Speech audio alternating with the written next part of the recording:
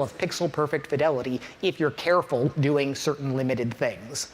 So first I want to do a quick recap over the topics from last year with some updates. So I had my sort of top 3 or 4 things that I was pitching and working on last year, and I talked about a lot of them. Number 1 was Minecraft at the time, where that was our big triumph of we had the final meeting, and we had announcements just before Connect last year that Minecraft was a go. At that point, I had a version that was running, and I was like, okay, go, launch now, launch this, what we've got right now, it's great, it's good. But the Minecraft team coming onto it, they were like, okay, let's hold back, we need to get our footing here, figure out what's going on. And I was worried for a while whether they were even going to let me work on it, whether they were going to want to really take it in a different direction maybe than I thought that it should go. But it turned out, it all worked out great. I was able to go ahead and bring back my old, the stuff that I had done earlier, modernize it in their code base, and then kind of help and direct them through kind of all the updates that they wanted to do. There was a little bit of tension where I would have released what I had right there if it was up to me. And it's worth noting that, as I'm going to speak a lot about aliasing and pixel fidelity quality, Minecraft at that time would have been the most aliased thing on the store. It would have had aliasing between every little blocky pixel there, and I still would have said it was valuable to put it out. So everything that I'm saying about rules and kind of the way to do things and guidelines, they're all still guidelines, and it's certainly possible to have the value of something outweigh things that are negatives. But we got a lot of good things out of it from by the time it did ship, 6 months later. I was hoping for like a 2-month release time, but it took 6 months to get through it. But over that time, it was great to see the Microsoft team buy into Gear VR. At the beginning, I was talking about the virtues having a swivel chair and being able to play the game like this and the value of the portability, but most of them were Windows developers. So of course, they're like, well, we're going to do the Rift first, and then we'll see maybe about this Android Gear VR thing. But over the course of the development, the kind of value of that swivel chair play and the portability and things like that, the team got it. And I'm really happy with our working relationship with the team since then. I was happy to do E3 promos and go to Minecon with them. And this is a relationship that should be going on great for a long time.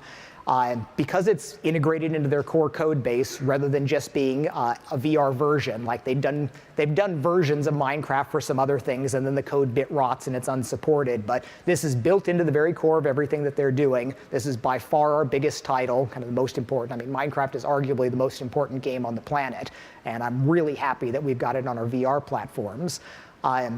I play with my family every week. Every Sunday we get in, it's our family tradition, and we get into our realm and we play Minecraft. I drag out my swivel chair and spin around in my VR headset.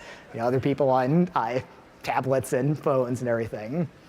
So the number 2 thing that I had last year was inside-out position tracking. And I got a bit of a lecture last year after one of my in-the-hall conversations got picked up and turned into a bit of a news story, where I was essentially saying, complaining. I'm saying we've got a few dozen smart computer vision researchers, and they're working on all this esoteric stuff instead of solving the inside-out position tracking problem like I wish they didn't spending the last year on. And maybe a little bit tact-free in that, but the basic, I stand by the basic position there, but it's a difference of perspective, where if you come at this from saying that the future of VR is a PC-based system with static cameras, then the things that the vision team is focusing on, like eye tracking and face tracking and gesture recognition and room reconstruction, these are all great research topics, and they're going to be great features. But if you believe that the future is this portable mobile device that's going to require you to move around in the world, then doing any of those things first would be backwards, because you've got to have inside-out position tracking for your head before any of these other things really makes much sense. So I did have a little bit of a tirade about saying I think this is so important. This is the most important thing. It's got to happen, even if I have to do it myself. I worked hard on a bunch of stuff there. But the company did make the strategic decision that we did buy into standalone as an important direction for us. So now the experts are here, they're fully engaged, and they've got this. So I want to make crystal clear, because this gets picked up incorrectly in the press, that the standalone demos that we were showing over the course of the conference here, that is not my vision work. That's the work of the vision team there. Now, the demo got put together by a fairly epic crunch of people across the Dallas team team doing all the Gear VR side of the works and the content side, and Menlo Park doing the new hardware bring up and all of this. So it was a big team effort there, but I know that it does get picked up. Everybody knows I was working on inside-out tracking. You could follow it through the lens of Twitter as I would go through various things. But the productization work that's being done now is by the core vision team, and I'm super happy with with how it's going. There's maybe a little irresponsible part of me that would have been happy if it was lone wolf programmer goes and solves most important problem for all of that, but no, it worked out. So, and we are being told a little bit, don't speak specifically about much of the vision stuff going on. This is like way out in the future. Don't draw too many conclusions from it. But I'm suspecting the next thing that's going to play out similarly to this is about like hand and finger tracking, where we have a bunch of high-end research working on different ways with dedicated hardware and very specialized recognition algorithms. And we're in sort of this is not coming real soon. It's a little bit hard. We need to do different things. And maybe next year I'll be saying it's like, no, we'll do something simple with fingertip tracking and we can make a good user interface for this. And we have to go through a similar thing about waiting to get kind of company-wide buy-in. Because I do think that's the end goal for the billion users in VR is you have your simple thing and you do your basic touch interactions, and controllers are for the more dedicated experiences. And as all of our data is showing, at least half of the experiences that people are doing in VR are these more passive experiences. But definitely computer vision work. I had a ton of fun going through this, learning a lot. I'd love to sometimes give a really geeky lecture about all the details there, but it's a super important topic that's going to be shaping the world a lot in the coming years. So VR script was one of the other major things that I was talking about. We had identified this very real problem that's still with us today. Making VR apps is hard. We need to have some path to making it easier for people to do things where you don't need all of Unity or you don't want to fire up and become a native developer. So I had pushed this direction where I gave a live coding demo last year, and I was pretty happy with where we were going with this. I had this instant reload, very fast debugging, all sorts of interesting things there. But internally, we were going through some significant debates about what is the place of a scripting language in our ecosystem. As a company, what do we want to do with this? You're, of course, going to have some people that say, well, does this undercut our store? Are people going to be able to do scripted applications, and then there's no app revenue model? What does that mean as a company? And they're reasonable arguments to have.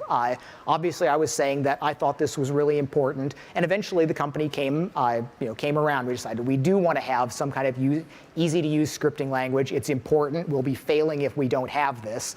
So the next thing that was, or an action of that was, what the hell, John, Lisp? Are you serious? And I kind of knew that was coming, that the work that I was doing with Racket, which is a scheme or a Lisp dialect there, was not the broad, not likely to have broad acceptance. And the conventional wisdom, of course, is it's got to be JavaScript today, that if you're going to be doing something, it's got to be JavaScript. And I'm still not completely sure how I feel about that as received wisdom, but so Michael Antonov had done a version of VR script where it was set up in a nice way where we could plug in the language. It just communicated over pipes. So we had my Racket version, and he did a node-based version that let us use JavaScript for that.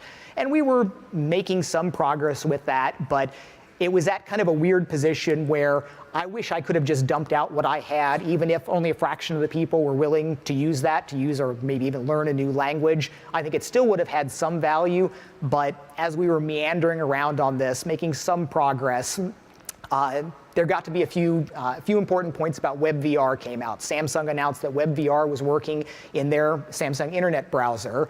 And that started a flurry of conversations internally where there's a huge draw to the power of being a standard. You want to say, well, WebVR is a blessed standard. Should we be using this so that people can work across multiple different platforms? There's got to be goodness in a standard. Now, to some people, that's almost a talisman. It's a standard. It's got to be good. And I try to evaluate things more objectively on the actual merits of it, saying that WebVR is a very, very, very tiny thing. It's just basically a way to direct WebGL rendering to head-mounted displays and then read some input tracking from it. And I always thought we should, of course, support this to the best of our ability.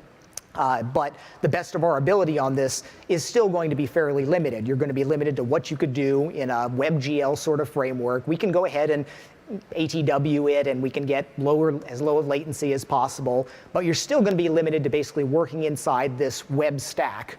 Now, some people can make a pretty impassioned argument that the web stack practically runs the world, that so many important things are built on the web stack, and it's not just like WebVR as one small tiny piece, and then WebGL, and then whatever things that you layer on top of that, 3JS or A-Frame or whatever, but it's the whole way that browsers work and the things that go on in browsers.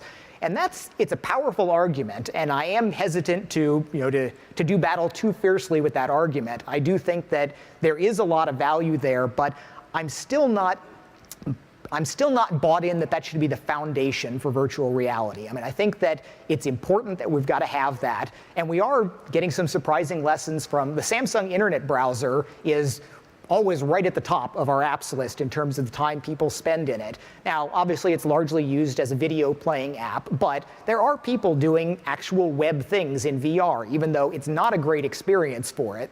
Especially at the beginning, it was not very good for text rendering, and it's not optimized for any of these things. But there is this clear pull for people to want to experience the web in different ways. So I think that we do need to do something with that. And for me, the killer argument for WebVR is that I don't care about portability across different devices. I think that it's fairly limited to say against different VR devices to say, well, you can run this on Gear and Rift and Vive. I think that's far, far less important than the idea that you can run this on a mobile phone or your PC browser. So an experience where you could be scrolling through your Facebook feed and you see an interactive WebGL system running right there that goes out to billions of people, that's a reason to construct some of that content that the fact that it can play in VR then becomes almost a bonus. I think that people are radically underestimating the difficulty of being cross-platform across like Gear to Rift. It's a 50x or so difference in absolute raw throughput. And if you're not taking advantage of any of the platform tricks, it really is just that big of a difference about how many pixels and vertexes you can draw. I've always said that there's not a Rift game or experience that I've seen that I don't think I could capture the essence of on a Gear VR class of hardware, but that's not easy, and that's coming from someone with a lot of domain-specific experience there. So I'm not super bullish on this grand world of we're going to have a ton of WebVR content running on a bunch of different things, but it's definitely going to be running. It's definitely going to be a platform that makes sense for a lot of companies to distribute content on, because they will be able to author things in a way that they can reach conventional viewers, and then VR is the bonus. Whether it's high-end VR for location-based entertainment type things for showing things off, or hopefully people getting limited enough content that runs on Gear VR. But it won't be taking advantage of all the kind of some of the neat things that were happening in VR Script was like automatic use of layers, automatic use of background speculative panel loading, and some of these things, all the things that we were doing in our first-party applications. That's really not there in WebVR. Maybe we wind up extending it in various ways to that, but then you're not a standard, and then you wind up, do you have little if-def regions sort of written to the different things? That may be the world that we wind up in. But I worry that it is just this massive thing that we can't drive very nimbly, because it was interesting listening to the people working on it, where they would say, like, I thought UE4 was a large code base, but the Chromium code base is just a whole nother, probably literally order of magnitude about all of that, and just figuring out how to get the thing to build, let alone plumbing all of our special features into there, is a really big deal. So but there's so much force behind the web ecosystem, and there's a saying in rocketry that given sufficient thrust, pigs fly just fine. And I'm very hesitant to bet strongly against JavaScript or a JavaScript ecosystem there. One of the other things that was a big deal last year was the first social applications that we had, where we had our social, Twitch and Vimeo streaming that had one-cut-it avatars and the first social interaction. And I was super excited, where we had a poll afterwards about like what people thought of the different things that they saw at Oculus Connect. And the social experience was right at the top. This was the thing that people thought was the most exciting thing that they were seeing there.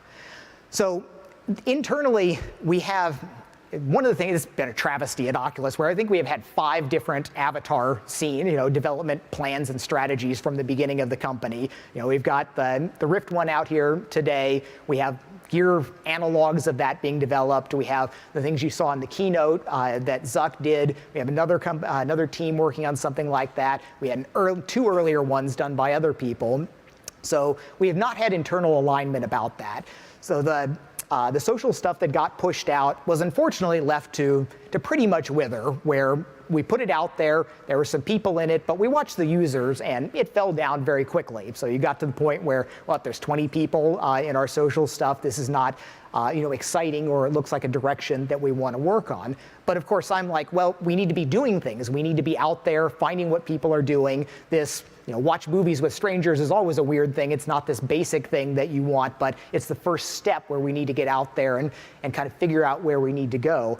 I mean, I'm frankly jealous of companies like AltSpace and VTime that are out there, in the mix, building communities, learning what the users want to do. So, of course, in the end, we have the power of Facebook, and I think we're going to be just fine in social eventually. But I don't like eventually. I want us to not lose a tempo. Let's get things done sooner rather than later. So we have a number of different social things that are in play right now, where our platform team mostly focused on friends and like groups and matchmaking and things, sort of a conventional Steamworks game-based sort of approach to social. And I have been pushing more for a Facebook-oriented sort of social, and there's several efforts that we're doing. Like, one of the directions that's still going on as a kind of an outgrowth of the social stuff from last year is this notion of arena-based social, where we want to be able to have not 8 users or something, but have it set up scalably so that we can have hundreds or thousands of users. And I think the idea for the first pitch talk on that is that we'll probably try to do like a John Carmack lecture or something, and just see how many people we can pile in to see what we wind up hitting as the limits. But this is doing things like server-side mixing of the positional audio. The current social stuff does positional audio based on just the locations of the different people. Each stream's a separate one, and they're mixed with the very high-quality HRTF. The mass social stuff mixes everything on the server into an ambisonic mix, which is then presented to the client, so you can move around in that, so doesn't wind up having a scalability limit based on the number of users on the client, and it can go up to several thousand on the server. So that should be fairly interesting. Kind of the last hurrah of the old social stuff is Otoy is just launching an update of their Orbex media player that has a lot of really interesting things with shared user content, where we've been pushing for something like this for a long time. I've been saying that if you could just have a web browser that multiple people could interact and poke on, that's potentially a killer app all by itself. I keep saying that my example for social is watching my kids and their friends just huddled over a tablet, poking at it, watching YouTube videos or whatever. And I think making that really, really easy to do and work well is an exciting thing. So Otoy's got some things with some great content sponsors and people. There's interesting content that you can go in and poke at with the existing social structure, but that's also being set up for a coordinated launch and the way the platform is migrating. So every year I talk a lot about the different immersive medias and the different things that we can do as with photos, videos, and whatever. And I always have to push a little bit about back against this notion of sort of the VR snob, the people that's not real VR, looking down their noses at the media playback. I mean, of course, we can take the pragmatic ground of saying, well, our not real VR has 10 times the users of your, quote, real VR, and just go with where users are actually demonstrating what they want to do.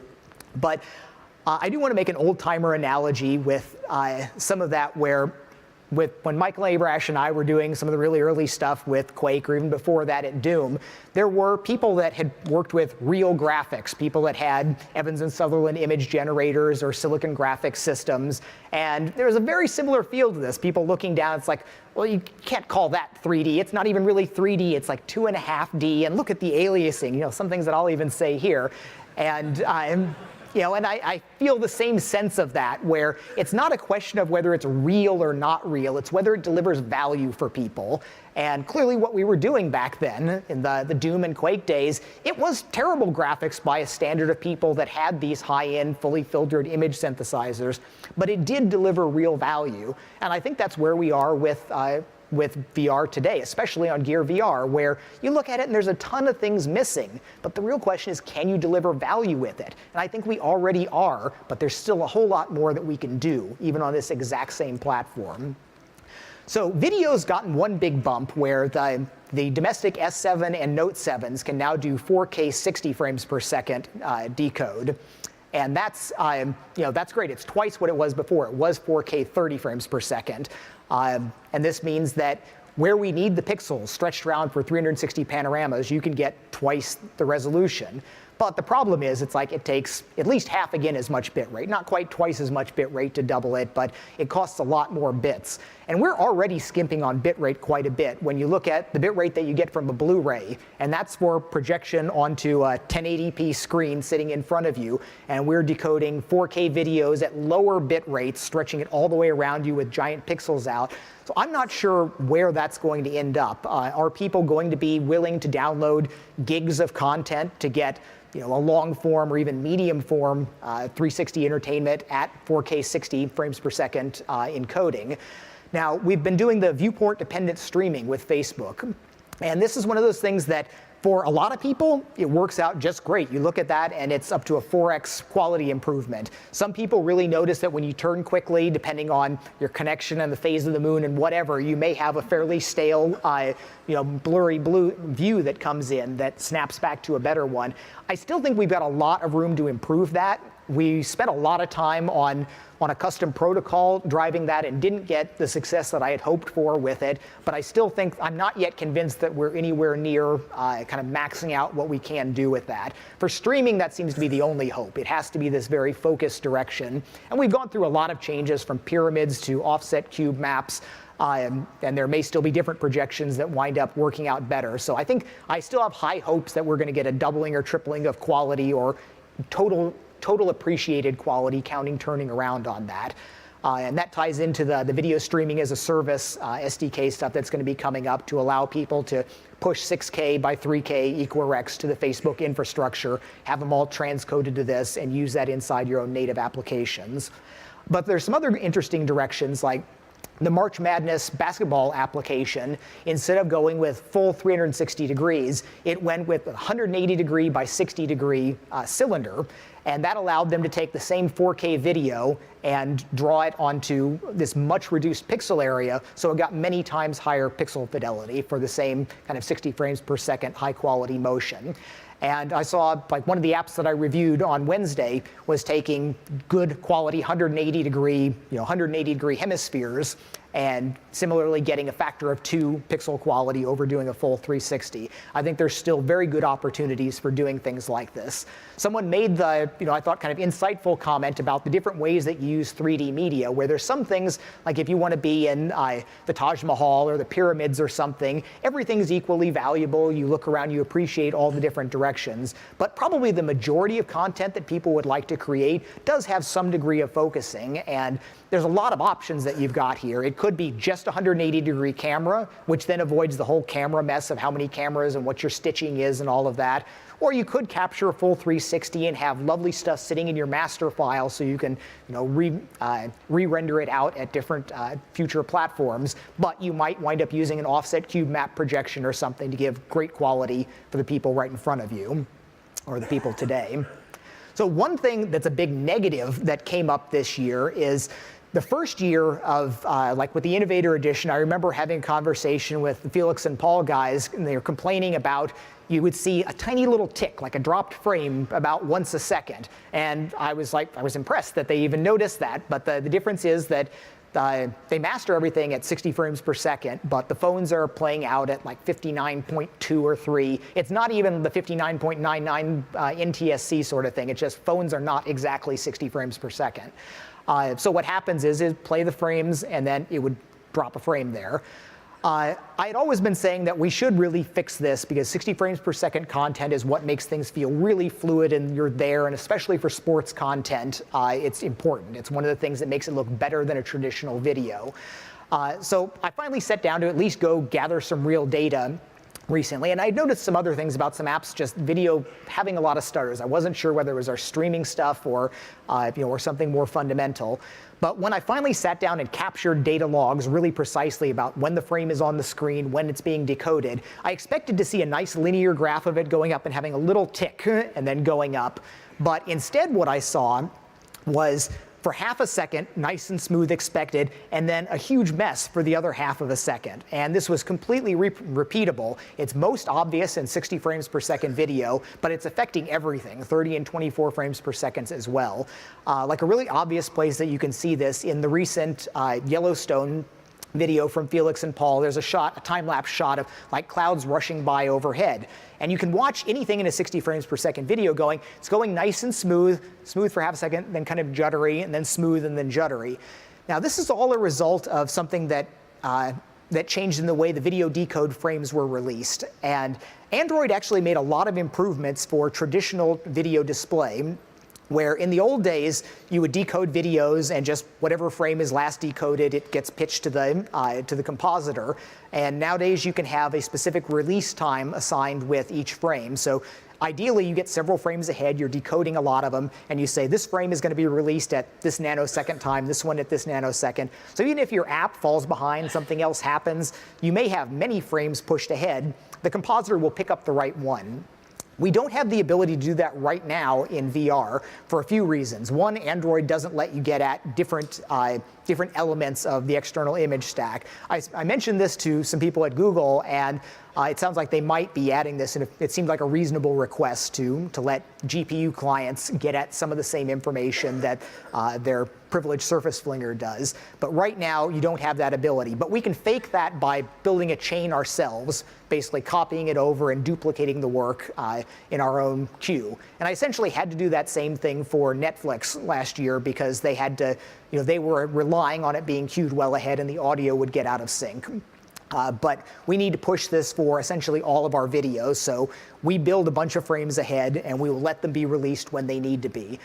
We can get halfway there with the existing frameworks, but this is one of the things that we're going to be revving our low-level VR API for, to allow this notion of lots of layers that have different time releases, so that if you want to, you could push 2 or 3 frames ahead. And this is where, with asynchronous time warp, if you're looking around on a static scene, it can make up for it largely as you move your head around. But if you have a video playing, the video will still skip its frame because it can't just figure out what it needs to change there. But if we have multiple frames queued ahead, it can pick the right one. So this turns out not to be trivial for a bunch of reasons, some of which, like, we have ways you can play back video. If it's side-loaded, it may be playing back directly. If it's a cube map, it always has to be copied over to another texture. If it's streamed, it goes through a different path. There's a bunch of stuff to work out. But I do expect in the coming months to have some significant improvements, most noticeable in 60 frames per second video, but it will help everything. With 360 photos, getting Facebook supporting them is, again, a huge, huge thing. I mean, there are probably more 360 photos generated, since Facebook started accepting them than there were in 2 years prior, because now people have a real mainstream place to put the photos out. So Facebook embracing first 360 videos and then 360 photos is a really good deal. When I first looked at the ones coming in from the Facebook, like from Zuck's lead-in post for this, I looked at it and I thought there's something wrong with the quality of this. It was a city skyscape, so you have lots of the buildings with the windows, repeating patterns across all of it. And I could pretty clearly see that this was an aliased view of it was a nicely filtered view, but from aliased source, where I could tell from the windows and things that it was skipping along some of these pixels and rebuilding a new image that was then filtered nicely, but it was not right. Digging into that a little bit, it turns out that the Facebook ingestion is limited to 6K by 3K equirects. And the problem with that is that if you start with a bigger one, like this was probably a professional image that might have been at 20K by 10K or some very large value, it's completely up to the client that's uploading it, whether it's Facebook for Android, Facebook for iOS, or for the web. The client, each one can do a different thing on how it decimates down to 6K by 3K before pushing it up to the server for conversion to cube maps and all the different things there.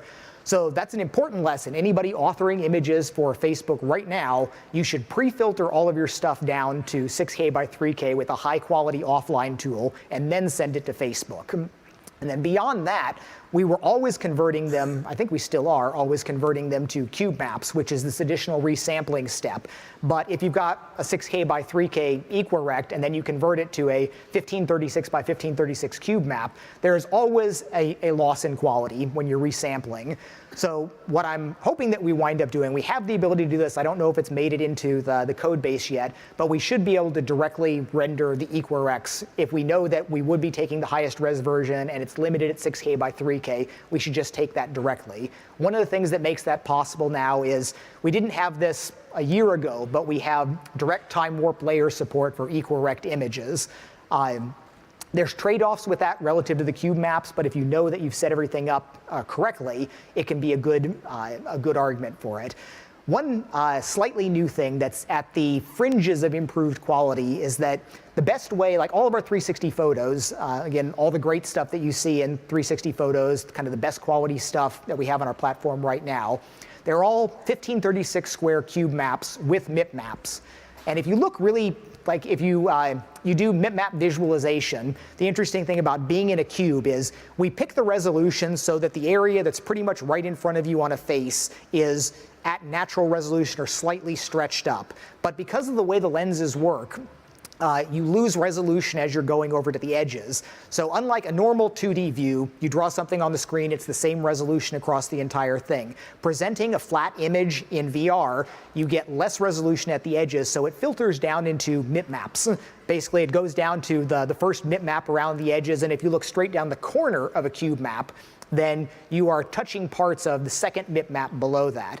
Now, trilinear filtering does a pretty good job. I recommend everyone enable that. That's one of the first things I say in my app critiques is if I see something first that has no MIP maps at all, that should basically be an app rejection at this point. But I still do see things where it's a more subtle thing where if you've got it on linear MIP map nearest rather than linear MIP map linear, you can see kind of a line crawling as it changes between the levels. But trilinear smooths all that out.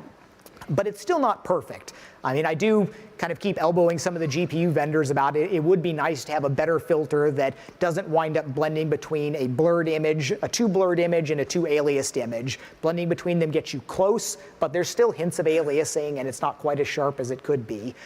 Something that I tried recently that turns out to be of general applicability is not using MIP maps, but pre-filtering the images. So if you know that a given part, say right in front of you on the cube map, that's going to be fine. That's always going to be fine, wherever you need to look at it. But the edges there needs to have a broader filter kernel across it. So you can take an image, if you display it without any MIP maps at all, when you look at the corners or the edges in different places, they'll alias, and you'll wind up getting some of the sparkles there.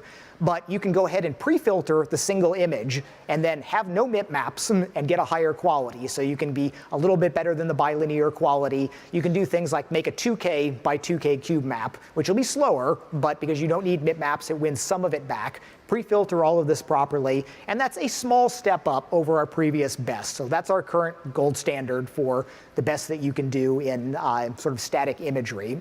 And you can apply that also to equirects, where equirects have if you've ever looked at one of them, they've got the problem of at the poles, they've got what should be 1 pixel stretched across 4,000 pixels. And depending on how that was generated, if it all came from stitching low-res cameras, it's all frequency bounded anyways, and it doesn't really matter. But if it came from a very high-quality, high-res equirect, or if it came from ray tracing something, then you have high-frequency data up there that you can't represent. And you could have something that looks great at the equator, but look at the poles, and you've got kind of a fizzling aliased mess. But you can pre-filter all of that out. So that's kind of masterclass level quality stuff where it's not that important relative to the other things, but it is a tiny step up in quality over what we've demonstrated so far. With 360 photos, we did a lot of work on doing progressive JPEG loading that in hindsight, I think probably wasn't worth all of the effort. It's surprising that it turns out to be in progressive mode. You spend a surprisingly large fraction of the total image just loading the basic components to be able to present the image up. And it's probably a better idea for anybody doing large-scale 360 image viewing, just having explicit thumbnails. And I know many other companies already do that, and that's probably the right thing to do now. Progressive JPEG, not really worth it.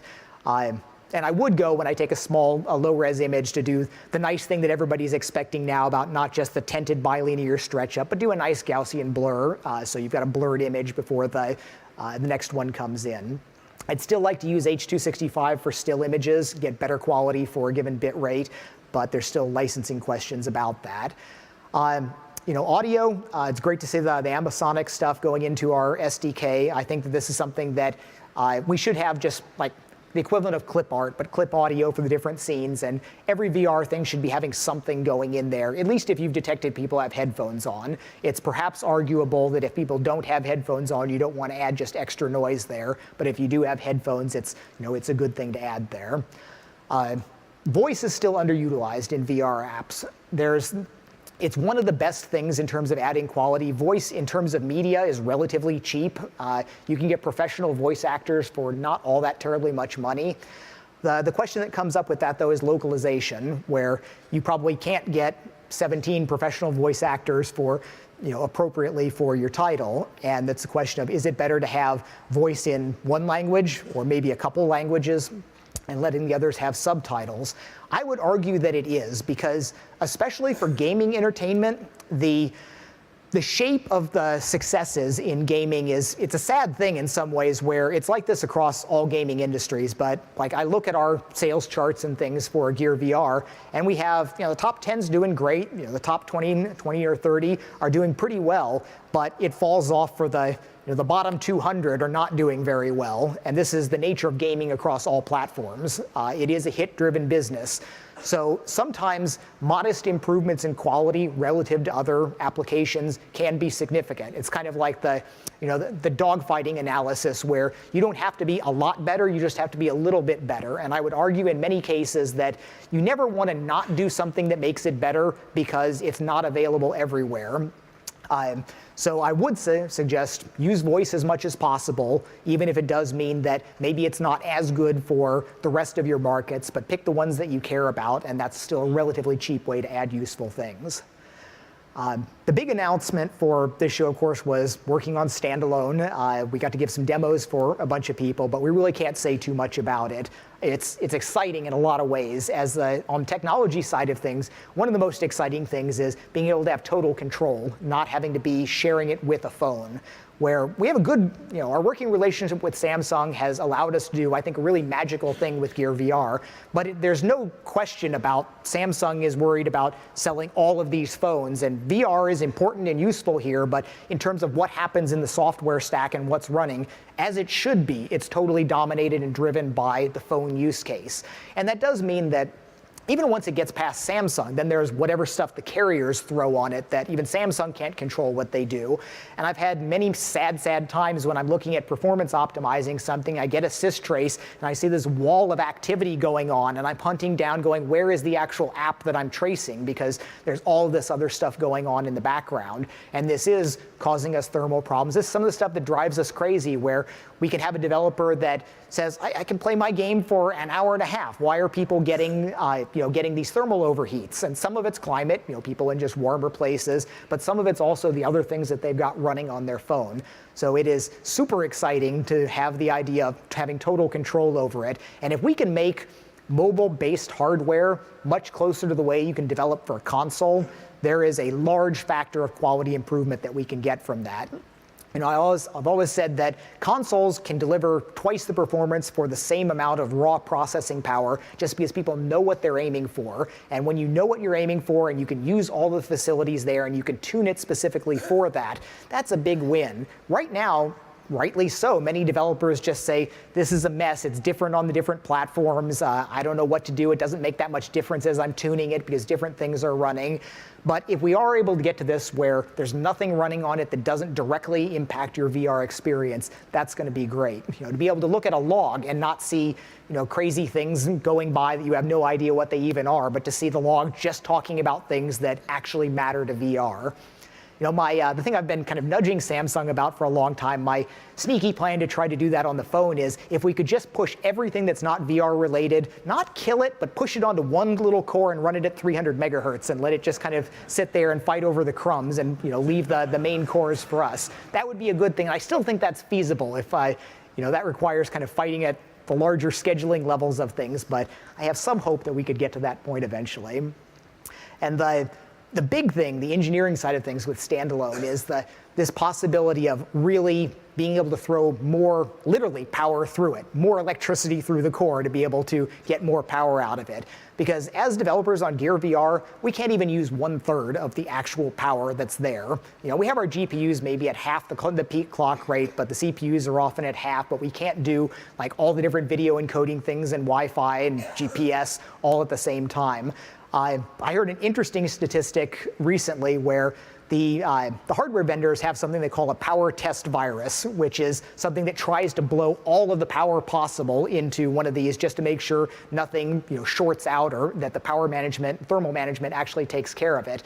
And I had always been thinking, because I've done similar things like when we were trying to do asynchronous time warp on CPU cores, and it was easy to get like 60 seconds, have the phone overheat. But I was hardly trying. That was just run the CPUs there. What if you run all the CPUs, all the GPU, max Wi-Fi, max max static memory read, all this stuff, throw everything at it, and apparently it can get up to like 25 watts draw instead of the normal maybe 3 watts or something. So this has to be a case where the hardware has to very quickly trip that or stuff will just fry.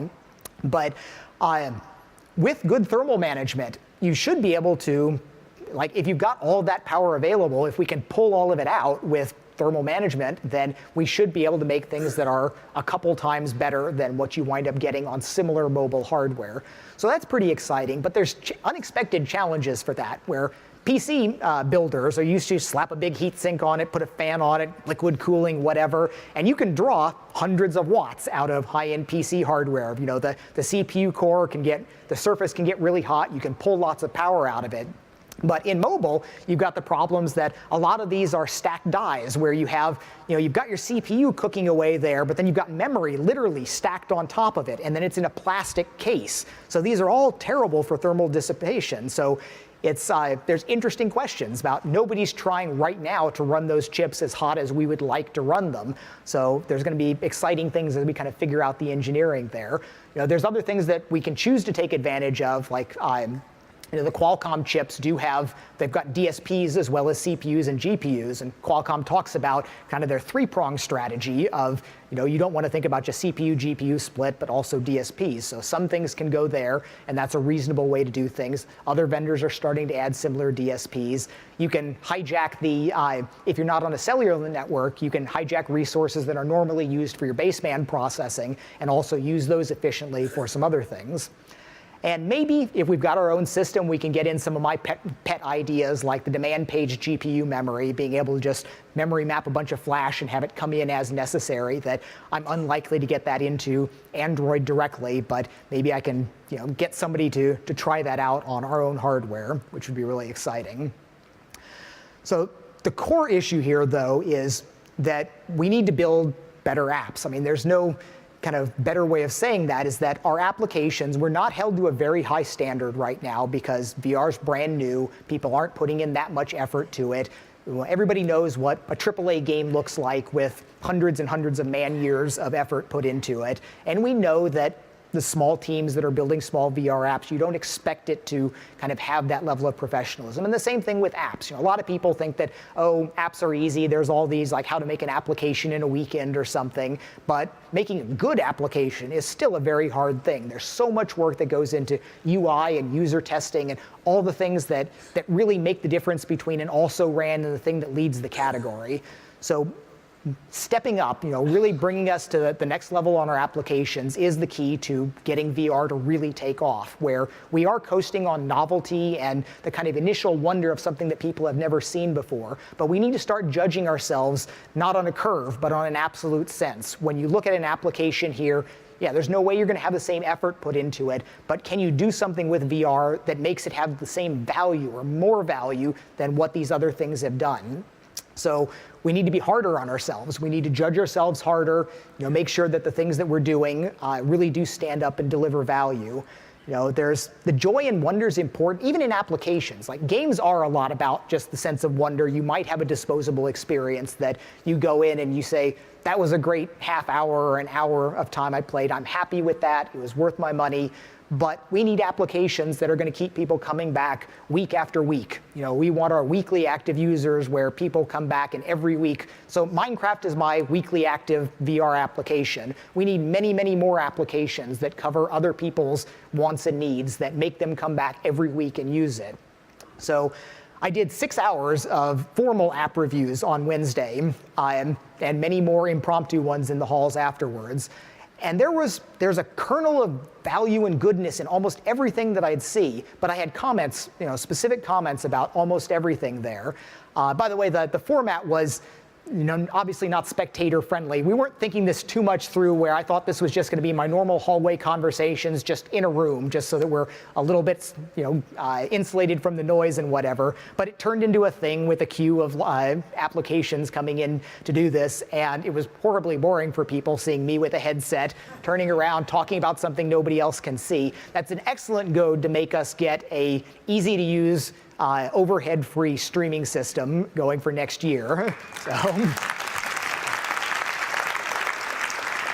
And for those of you that have fought through that, you've got things like there's a version of Chromecast that would work that gets it to a separate TV, but then it winds up glitching up the view inside there. And in hindsight, I could have gutted through that. I'm not that sensitive to some of the disturbances, and mostly I wasn't talking about exactly the performance frameworks, the performance metrics that I was looking at. It was more other things, so I probably should have done that. But we do have work going on right now for setting up live streaming, doing our video encoding, like pushing it to Facebook. So productizing that in a way that it's so easy to let anybody do that. And this is where an important part about features is it's easy to imagine this being some fairly painful thing where you go into universal menu and you gaze type something in to get it up there. And we want this is going to be an excellent use for it, where I'm going to say next year I'm going to do the same thing, and it needs to be so easy for this to happen that everybody that's walking up with their phone can say, okay, I've got it live streaming and it's going to be showing up on that monitor there that everyone can see. That's actually a fairly big challenge to make things that simple. The technology of just making it work. We've got the video encoding, we can pipe it to different things, but this is the difference between that first glance of a feature existing and making the feature a killer feature. And that's not going to be easy, and it would be easy to punt quickly and say, I've demonstrated proof of concept, now we need to kind of take it to this productizable level. And honestly, I often get to do exactly that because of my position. I feel guilty about it sometimes. That's how our video recording went. It's like, okay, I made a proof of concept. I've got a video out here. Now, someone else, James Dole in this case, went and actually turned it into a feature that handled permissions and doing all the other things there. But that's a theme across all of this, where that initial bit of magic, to be responsible, we have to take it past that. We need to go ahead and turn it into an actual really good feature. So I am unabashedly advocating for Gear VR. I feel that I need to because the alternatives are everybody loves working on Touch and Rift, and it's magical and easier. It's still not easy to make a Gear VR app, but when you can throw 300 watts of TDP at it, it's sure a lot easier. But I come up here and I say, the future is mobile. I think that as we look towards 1 billion people, that it's not going to be on PCs for this. There are maybe 100 million PCs that can do VR in various ways.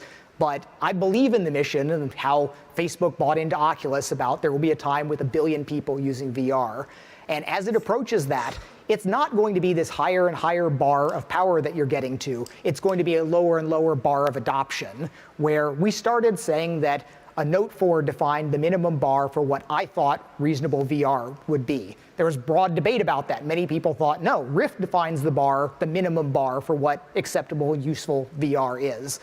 I think that we're going to find that that sort of Note 4 level of power really does define the minimum bar, and we go down to cheaper and cheaper headsets, cheaper standalone solutions.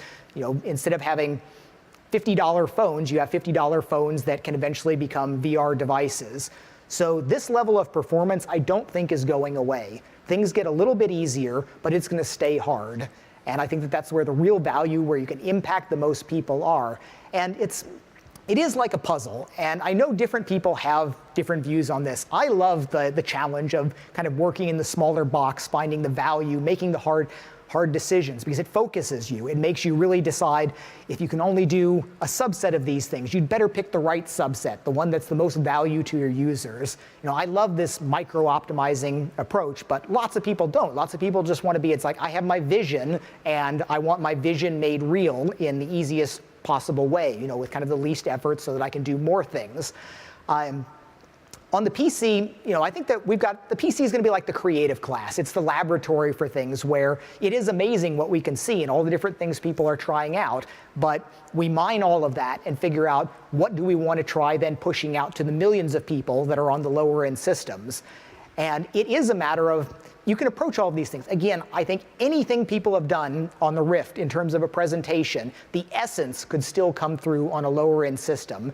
We are used to, especially as game developers in the modern age, doing all of these incredibly sophisticated things that honestly have fairly limited payoff. I mean, I commented many years ago that we crested the knee of the curve in terms of cost benefit for what you get. We're still climbing in terms of making more valuable things, but you don't get the extra bang for the buck of twice the power that you used to. I mean, it used to be when you're climbing the hill, doubling the power gets you a whole bunch more stuff. But we've crested that knee, and doubling the power that we push into something gets us slightly better looking things.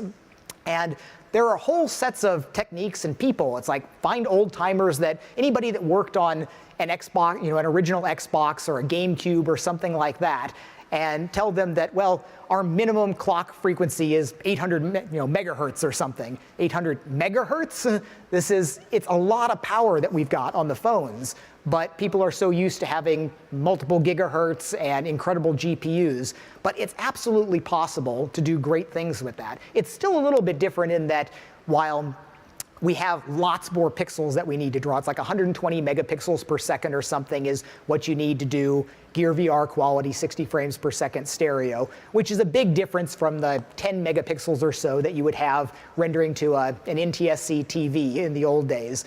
But you still think the same basic things. You don't use crazy techniques. You're not using subsurface scattering. You're not doing multiple layer order independent transparency, different things like that. But I know it's hard. Jason Rubin made a comment that the developers that have tried to work on Gear VR coming from the PC, it feels like they lost a level, where they feel bad because they feel like they're less than they were before. It's like the AAA developers became indie developers, the indies became hobbyists, and the hobbyists failed. And it's just harder. It's true. So I hope to inspire some people to buckle down, learn the right techniques, learn what you need to do differently to actually make that happen so that we can get richer sets of content on this. There are plenty of people out there that I think should be recruited into the VR space that have been there and done that on systems from 10, 15 years ago and have skills that are transferable to the optimization here. But largely it's a design challenge where you want your design to be in sync with what the hardware does rather than bullying your design through sort of against its will. And that's why I do think it's important to start knowing the capabilities of the system that you're going to be deploying on. Rift as a development tool for Gear VR makes a ton of sense. The development cycle on the Android phones is really not good. I spoke to several people that are setting up labs for students to learn VR development, and my advice there is you definitely want to be using high-end Rift PCs just so that it's not ridiculously hard to get that first satisfaction of making something work. But eventually you have to figure out which changes you make in your limitations. Like as an artist, I like to think that a good artist can go ahead and make something great with just about any medium. You see sometimes magical things that artists can do with just a few lines to convey a composition of something. But there's a lot of kind of pushback sometimes to giving up favored tools. And you have to make sense, you don't want to make an etching with chalk. You just have to do the right thing with the tools that you've got. You can't change the tools right now of the hardware, so that means your design has to change. You don't make it in a vacuum.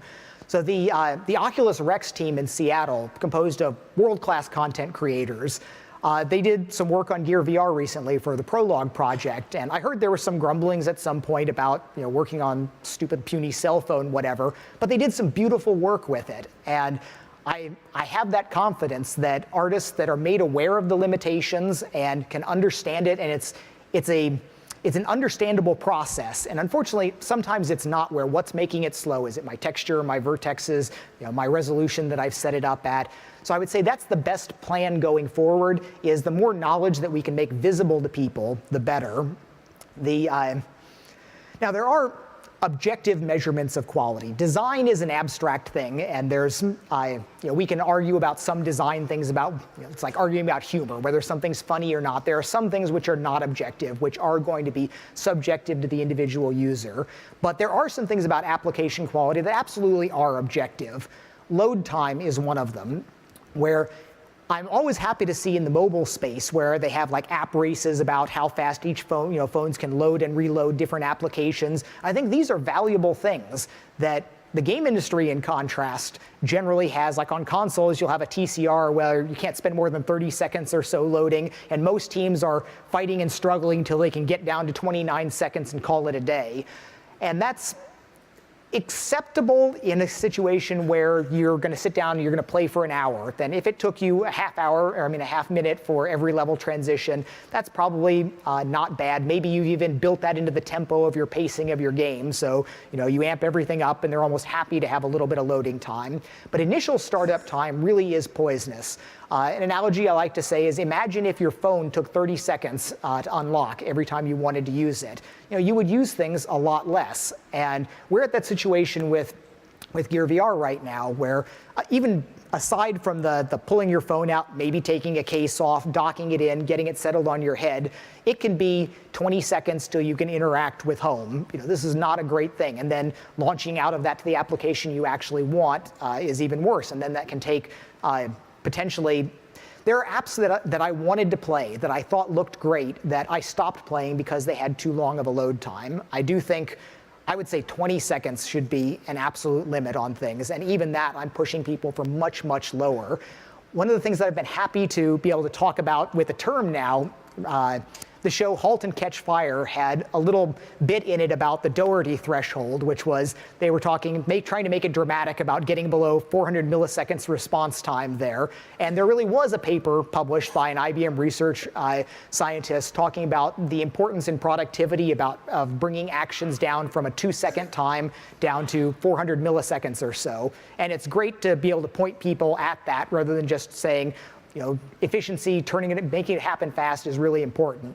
So I would like to see this in VR apps. There's some things that we've built, like there were some VR script applications and some of the new VR shell stuff I hope to get to talk to at the end, where you could be jumping between things super, super fast. And it's an unexpectedly pleasant experience to be able to be jumping into things in a half a second or so, to have something just jump in, and it's your wish is my command. That's what we want out of our computing devices. We want them to be the genies that are instantly satisfying our wants and desires, not that we have to step by step command them through different things. That wraps up a whole bunch of different user interface aspects, but the ideal is once you've decided what you want to do, you want it to happen fast. You do not want to wait around. And in some ways it's worse in VR, because what people do for long loading times in the real world for things, you might pull out your phone, switch over to Facebook or something while you're waiting for your game to load to the next level. In VR, you're stuck there looking at, worst case, a black screen. In the simple case, everybody should be trying to just put up an asynchronous time warp, single panel, fade to black at the edge, draw it once, don't be running a scene, don't be trying to do anything clever. I see efforts for people to do animated load screens, doing shines around things, actually changing the scene. There's a number of reasons not to do that. One is that on a technical level, because of the way it works, if you happen to be looking aside and it's choppy frame rate not updating very often, you can catch it with your scene at the edge of the screen. Then when you look back over there, ATW may be pulling it in over here, but you've got everything sheared off at a black line because you spent a half second without updating the scene. But more importantly than that, just with almost anything that we choose to optimize with a number, it is so much better to actually make the number smaller rather than to hide the effect of this. And I point to a lot of the research work that went into like predicting head positions for virtual reality, where kind of pre-Rift era, there's lots of papers going about what sophisticated model of how the human head and neck moves do we use to try to predict 50 or 100 milliseconds into the future. And that's just wrong-headed work. What you want to do is get the actual latency down to a much lower value. So similarly with load times, the real priority should be don't take so long to load. Don't do multiple kind of clever things to cover it up. There's a whole set of techniques which are common knowledge in some circles about the way that you manage expectations. Disney is a master of this at the at the theme parks, where they have all the cues going through here. They go through different areas. They change what you're looking at. They try to not make it, if you were just in the back and forth metal turnstiles the entire time, it would be a much worse experience. But it would be so much better if you were just fast passing to the front on every single time that you went there. So applications should be like that as well.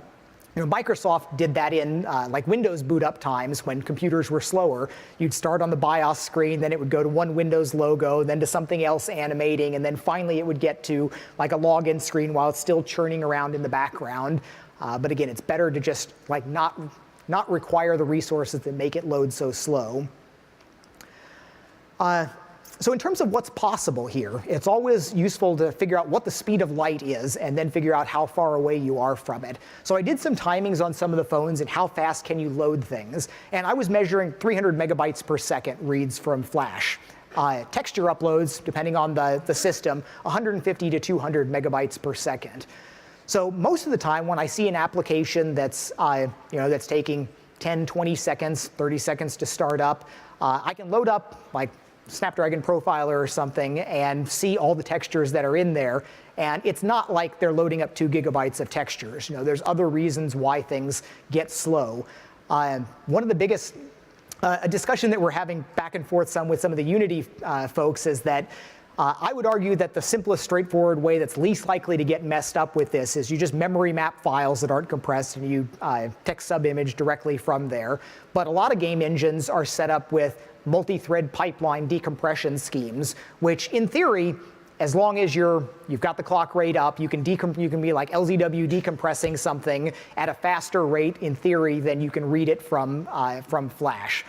I agree on some systems. I'd be a little dubious at exceeding that on the 300 megabyte per second read range, and I'm agitating a little bit for you should have some option to be able to have your textures set up in this memory mappable format where it just goes in, starts up, memory map everything, upload, deallocate it. So there's definitely some possibilities there. Everybody should be using for almost everything compressed textures. In a native format, we use the KTX format, but just ensuring that their ASTC compressed is really important. I still come across big textures that are 32-bit RGBA that is costing you load time, power draw, thermal issues, and frame rate. It's across the whole board where the great thing about ASTC is adaptive scalable texture compression is unlike a lot of artists may have had bad experiences with DXT texture compression where it was this fixed thing, it goes down to 4 bits per pixel, and sometimes it makes your beautiful art look like crap. It comes in and you could see these big blocky forms, or you've got colors lost because it only had 2 endpoints.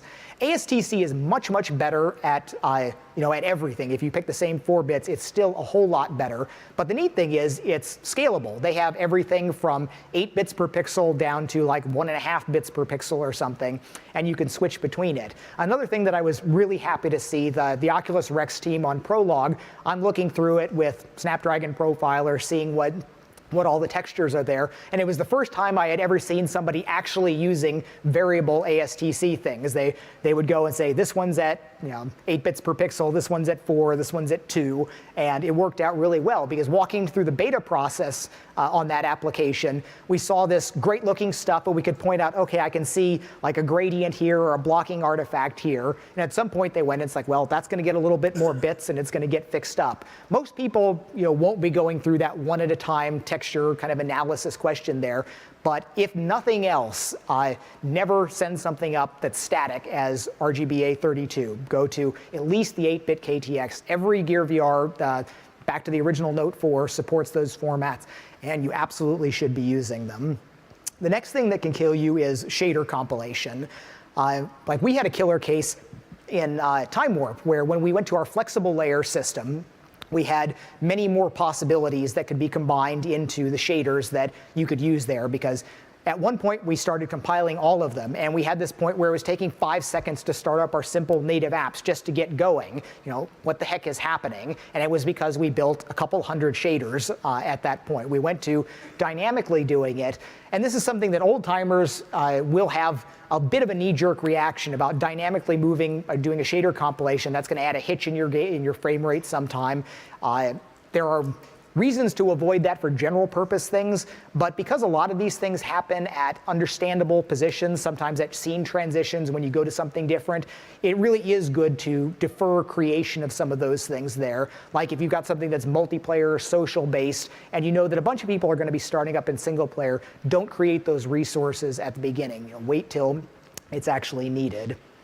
So Android does cache binaries for you automatically, so there's no real benefit to using like the binary shader extensions, shader caching extensions. And then one of the really big things that that came out is because we limit the clock rates, we let you pick which CPU level you're at.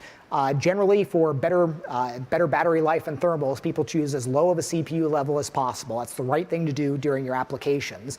But it does mean that any loading that's going on is happening at that very low clock rate, which you might be at a third or less of the peak clock rate, and that could make your load times 3 times as long in some cases if you're totally bound by CPU rather than I/O.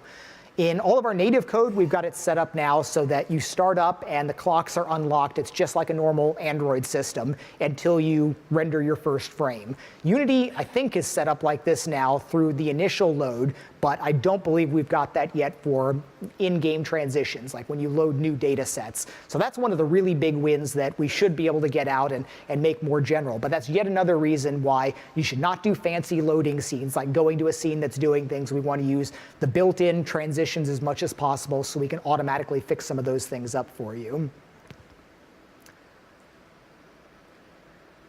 Yeah, that's switching. Another thing that I'm hoping to get as we move towards some new application paradigms and standalone and things like that is right now we are one VR application at a time. We let home kind of live on, but we want applications to eventually get wise enough to be able to act like normal Android applications, of letting them go into a pause state, letting them come back. So we will get to a world where people are switching between VR apps just like they switch between apps normally. It's not clear if it's exactly time for doing that yet, but it's getting close. As an example of how things go badly, Cinema started off as a very fast-loading application in the very early days, but we added more and more things to it, especially these large theaters. You know, the theaters are 40 or 50 megabytes each. And at the start, we were just loading all the theaters all the time, and it got slower and slower. We had our native app that was taking a really long time to load. So it was clear it needed to move to defer those loads. Most people are not going to be switching through multiple theaters each time they go into the theater application. You should obviously just wait till they even get in there. They might not need a theater at all, because you could go into the lobby and then pick a 360 video and then quit back out without ever going into the theater. Or even more so, you could be launched from another application with an intent and load a 360 video and never even see the lobby video. So deferred loading is a really important thing there.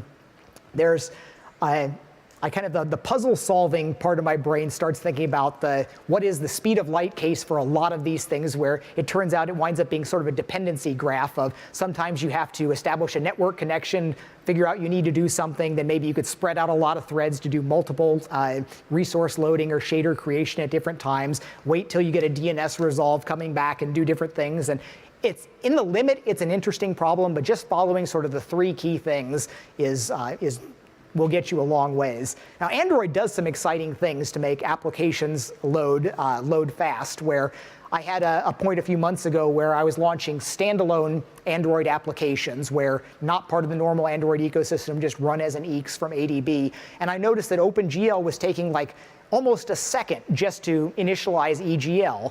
I'm like, that's, normal applications start up much, much faster than that.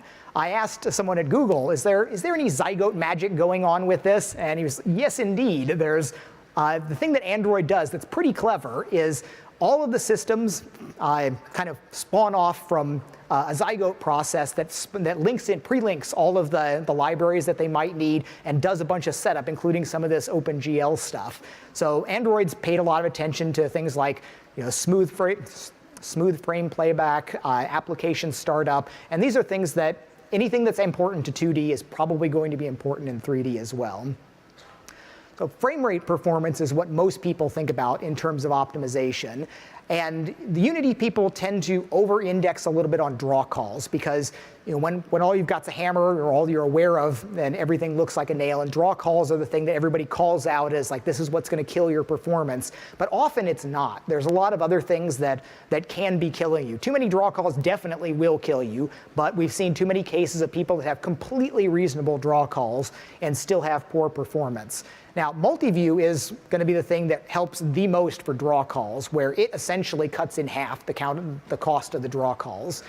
And this is one of the failures of the Android ecosystem where we're at right now, where it's been over 2 years since we started talking about multi-view and we started getting extensions for this, and we still cannot deploy it universally across our applications. It does work on the Exynos chipset ones right now, but it still is not enabled on the Qualcomm chipsets because there's a bug that basically doesn't let it work the way it needs to for this. And Qualcomm's fixed it a long time ago, but it needs to get into Samsung. Samsung needs to get into an MR. It needs to get out. Carriers need to pick it up. And this is terrible. I think the S7 still hasn't gotten most of the things that we know are fixed that are causing performance problems there to get rolled out. This is a pretty fundamental problem. And it's the same, it's related to the way things were on the PC 18 years ago or so, when you had all of these companies getting chipsets, and many of them, they would tweak the drivers to cheat on a benchmark in various ways, and they would have their own version of it, and it was terrible. You had, even if they were just NVIDIA and AMD parts, they had custom drivers on different systems, and they didn't get updated, and it was so problematic. The world is clearly a better place with NVIDIA and AMD doing direct-to-consumer driver updates. For all the problems that there are with over-aggressive optimizations and various things, it does mean that you have a hope of discovering a bug and actually getting it fixed. We are in cases where bug is discovered and years can go by before it actually gets rolled out. Because most of the time you need to do this iteration. You say, okay, here's a new extension. You need to actually try to use it. Ideally, you need to try to use it 3 times in 3 applications to have any confidence that it's actually working. And when you find bugs, as happens most of the time, it needs to go back to the hardware vendor and they need to get a fix.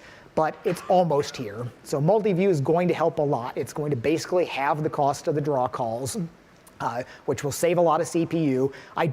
I hope that everybody doesn't go out and just throw in twice as many objects for things, because we want this to actually be a savings on our thermals and, and frame rate drops and all the various things there.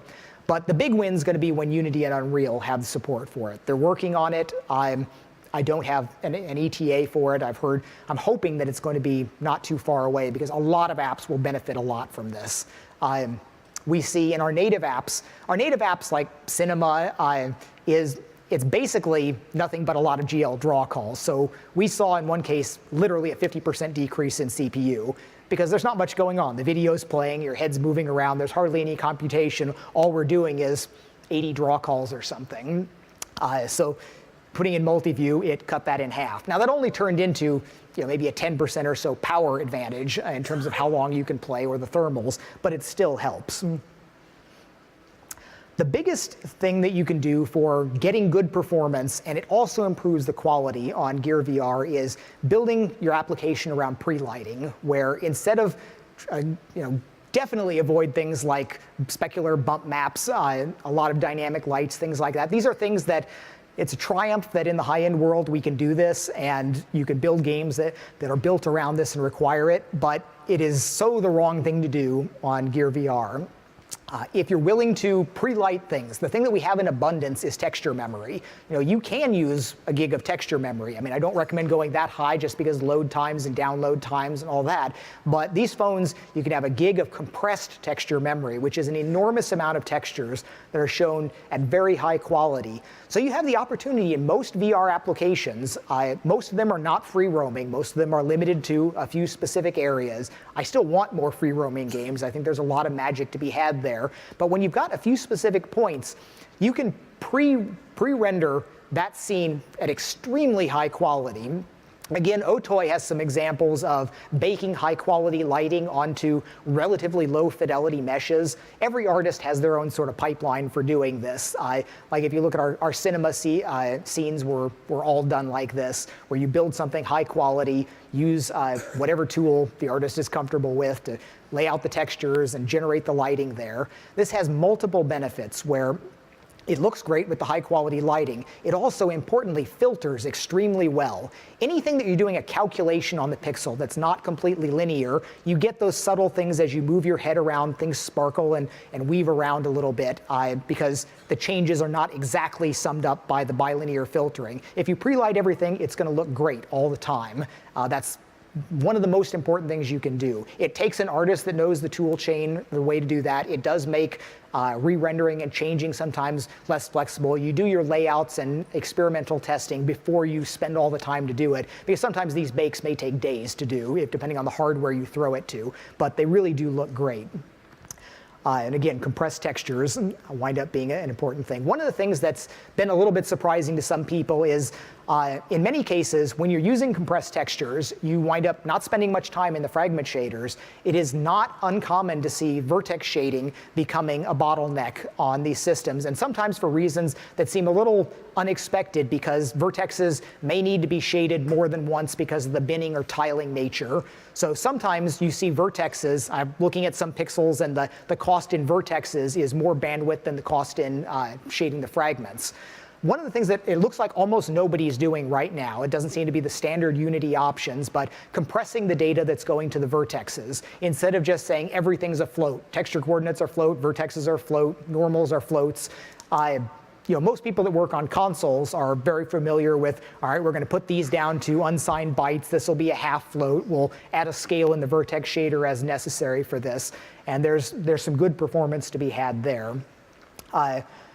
Vulkan will be an even bigger performance improvement than Multiview. It's one of those things that we were, again, fairly pleasantly surprised to see. Multiview, in straightforward cases, doubled our performance. In some cases, Vulkan could double it again.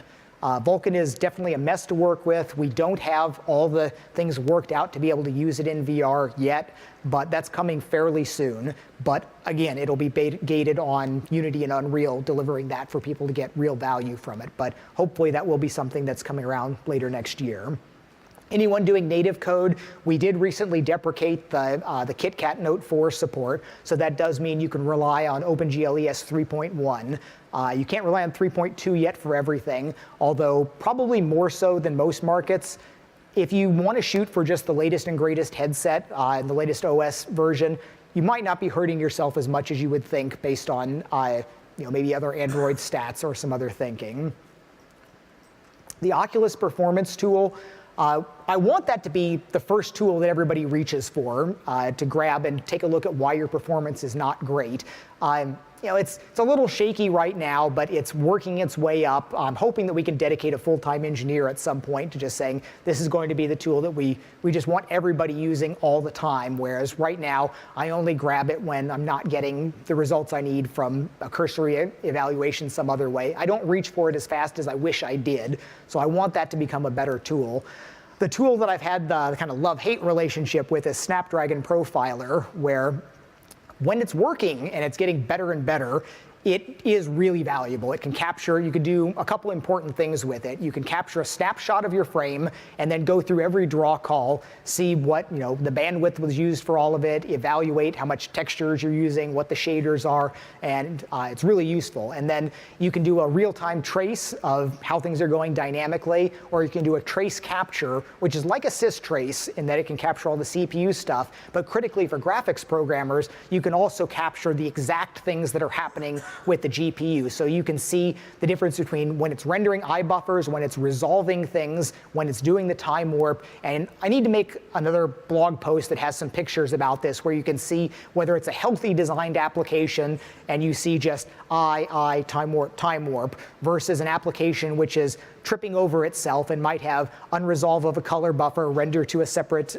frame buffer, back and forth here, and having some of these things that are really unnecessary or should be designed around. And it was to the point where it worked on some old Note 4s, and I never got it working right on the S6s.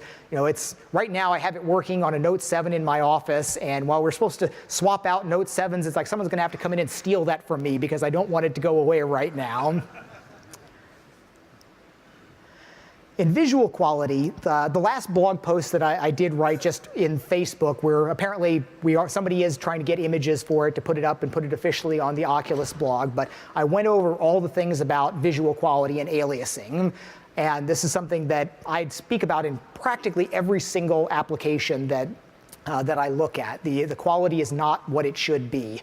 And again, the reference quality that everybody should look at is the super high quality 360 photos, where ideally all graphics would look that good. It would have that sense of solidity, that it is stuck there, you're looking around, and it's not rendering it for you where you see pixels coming and going. And I laid out like the top 4 or 5 things on there that are really important. But anti-aliasing, using a forward render with multi-sample anti-aliasing should be basically a requirement to get in the store. Again, I would have waived that for Minecraft if I could have gotten it out earlier, but every application that I look at other than that that doesn't have it on, I would say you need to turn that on before the store will accept it.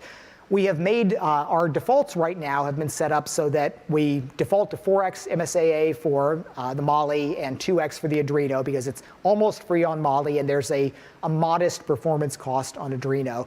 I would actually recommend changing that now. I would recommend always going at 4x, and if you find out that you actually are fragment bound on Adreno, just scale down the view buffer a little bit. Use a 960 instead of 1024 or something, because that's some of the best quality that you'll get for a modest change. And that doesn't take re-architecting anything. It's just, I want this MSAA, and maybe I need to switch down the resolution of the buffer a little bit.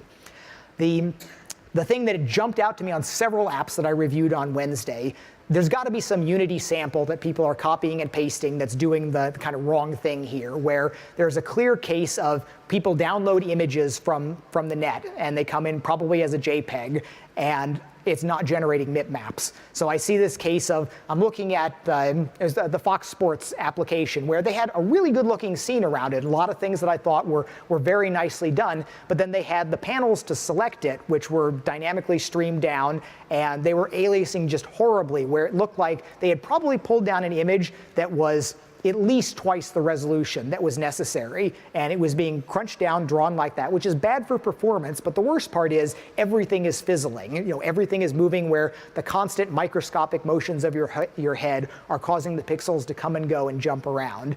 So this should again be, we need an automated test for this somehow that's capturing things. If you draw an image that's not bitmapped, unless you totally know what you're doing with pre-filtering and sizing of things, you should always have bitmaps, and you should always be in trilinear filtering. That's one of the biggest things that jump out. Some of the subtle things that I point out to people beyond the most blatant obvious things that are hardware restrictions with Gear VR. Most of you have probably seen these. It's worth designing around them. If you have something that goes all the way to a deep black, then you have deep blacks and then like slight gradients up. As you move around, there's this nasty smear effect that happens just based on the way the displays are responding. On PC, they do some neat stuff with overdriving the display and time warp to try to compensate for that. We really can't afford that on Gear VR. It's a lot of extra cost. So avoiding solid black next to other dim colors is useful, but then you also want to avoid full white, especially if it winds up being kind of in the extreme corners of your vision, because the 60 frames per second display on Gear causes more flicker sensitivity, and the bright colors are a bigger issue for that. In UI design, okay, I am running out of time, so I got to get super fast on some of this stuff. So the biggest thing that I want to impress on people is that you should not design VR apps just to be novel. And this is a mistake that practically everyone makes to some degree, of saying, this is virtual reality. I don't want a boring old style interface. I want something that, that uses VR. I want things over here and moving around. And this is just misguided. This is not a matter of saying, well, it hurts your performance or the visual quality isn't as good. It's actually not the right thing to do. In terms of the user interfaces, if you've only got a couple couple options, then no big deal. Do your big giant floating button. But as soon as you've got enough complexity and that performing the operation is actually a task, like find what you want to look as you browse through a lot of these things, or read this paragraph of information, or read this post that's going on. These are things that actually are best done on 2D surfaces. And more than just 2D surfaces, they're best done on opaque 2D surfaces, where there's a design aesthetic to use lots of transparency and to think that, oh, it's neat that I see through this. And this is one of the things that the movies perpetuate badly, where everybody's vision of the future has the translucent things popping up that you're poking at in space. And you really do not want to have things on translucent surfaces. You do not want to have text floating over empty space. Every once in a while, you'll come across a store in the mall that has, text on a window, on a store window. And it's worth looking at how unpleasant that actually is to read relative to something that's printed on an opaque poster board. So you really do not want to do floating text, because it's worse in VR, where in traditional gaming, it's surprising how much you still see this. Traditional game developers are at least aware of it, and you'll think, okay, we'll either do an outline or we'll do a little black smudge behind it, but you still see some problems with it. But not only is it as bad as traditional game design, it's worse because of the actual different depths of vergence that you've got, where your eyes are reading text, but if they can twitch to something that's in the background, your eyes actually are moving back and forth, fighting the lack of focus, the lack of varifocal in VR, and it's really a bad thing. And designers are usually not, working in Photoshop or something. It's like, oh, this looks good. I've got my nice high-res layout, with the fonts setting on there. It looks okay. But in VR, and maybe they glance at it in VR and say, yes, that's my vision. But if you live with that design and you work with it for hours at a time, you're using it every day, you don't want to inflict that on your users. You want opaque backgrounds, legible text. And the biggest thing that I want to push going forward is, I call it the surprising optimality of 2D interfaces for VR. I actually think this is the right direction to go, that we want to be pushing. Design it like a great 2D UI. Designers have so much experience here on making the mobile apps, web apps. We know how to do this. We have tools to let us do this well. Build an awesome UI there, and then use time warp layers to project it onto the screen at this super high quality pixel fidelity, so it looks with the solidity of the backgrounds, the 360 photos. Every pixel counts. You get it at the right scale. It's not this abstract scale of abstract GL coordinates or something. You can say this is going to be 600 pixels by 400 pixels. Time Warp will set it up and position it so that it's exactly right. Every pixel that you make in there makes a difference in VR. It comes out perfectly filtered. You can use the magnifier on your desktop to zoom in and change the pixels, and it makes a difference in VR.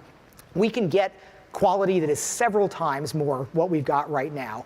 In the actual games, when you have to present something and you can't use a layer for different reasons, you want to make it big and bold. I try to say, what would Nintendo do? If you look at what a game like a Mario or a Zelda game, and there's a lot of subtle wisdom in things that maybe they've only got 3 things and 20 characters that are put up there that are communicating the important things, but they're big enough to be legible, and that's the way you need to design in VR. I saw dozens of applications in the last couple days that had text that was difficult to read, that was fizzling in and out, and text can add a lot of value. I commented how much more valuable 360 photos was for me when, instead of just swiping through random great-looking photos, they had the little sentence or two that came with someone's Facebook post saying what it is, that grounding that it adds to it. That was real value, but text has to be comfortable to read. Many times in the last couple days, I was presented with text that was literally uncomfortable to read. I had to concentrate and focus instead of just the instant snap, being able to grab something or sight reading through it. You had to stop and read through it because the letters were moving around. It was hard to see. There's immense value to be had there. There's things that with scrolling, when you're presenting a large list of things, I think it's been a tragic UI failure in some of our Oculus's early stuff where we've designed for this safe zone, like it's a TV set, where you can't go near the edges because you might be covered by a bezel. So we have this small set of tiles to select from, and maybe you can swipe and scroll through it. And I think that's bad for several reasons, where ideally you want you don't want iconic representations of things. When you're browsing for new content, you want something that sells you on the content. And one of the things that's been interesting is I think there's a minimum size, sort of a minimum field of view for presenting an object that makes it feel beautiful and enticing. When you shrink things down far enough, you're making an icon that you will sight recognize, and you can choose and jump between icons directly. But if you want to show somebody something, do you want to look at this? Is this enticing? Do you want to buy this application? Do you want to look at this photo or view this movie? There's a minimum size and a minimum quality where you start appreciating the movie artwork or the thumbnail for what it is, rather than sort of a key to what it will become. So I think larger things and letting it go all the way off the screen, letting it kind of cover the entire edges there so you can have bigger things. And when you see something at the edge of the screen and it's cut off, you know that informs you that you can scroll, that there's more there. We've had failures in some of our design where we have a list of options and there's more options there and you can scroll. I did this with 360 photos where I needed to go, where did my photos go? We had added one more option for the Olympics or something, and it was added off the scroll list. Now, we had the little drippy scroll bar thing on the side, but I didn't actually notice and appreciate that that was there because I saw 6 options or whatever there, and I thought, well, where did it go? Is there some other way to get to it?